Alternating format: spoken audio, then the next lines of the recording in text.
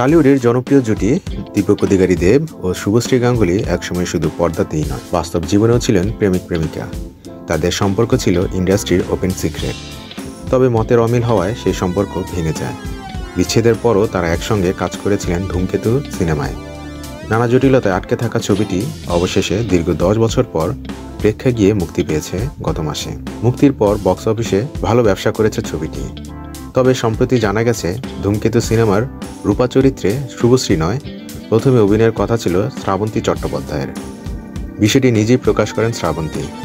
The ওয়ালকে দেওয়া এক সাক্ষাৎকারে তিনি বলেন, আমাকে প্রথমে নেওয়া হয়েছিল, কিন্তু হঠাৎ করেই জানানো হয় আমি থাকছি না। নিশ্চয়ই চরিত্র নিয়ে ওদের ভিন্ন কিছু ভাবনা ছিল।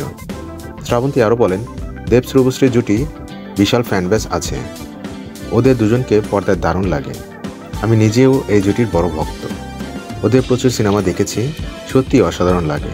অভিনেত্রীর ভাষ্য, আমি বিশ্বাস করি সৃষ্টিকর্তা যা করেন ভালোর জন্যই করেন, তাই এ নিয়ে আমার কোনো আক্ষেপ নেই। হয়তো আমাদের জুটিতেও ভালো লাগতো, আবার নাও লাগতে পারত। উল্লেখ্য, একটি অ্যাওয়ার্ড শো বাদ দিলে গত 1 দশকে দেব শুভশ্রীকে একসঙ্গে কোনো প্রজেক্টে দেখা যায়নি।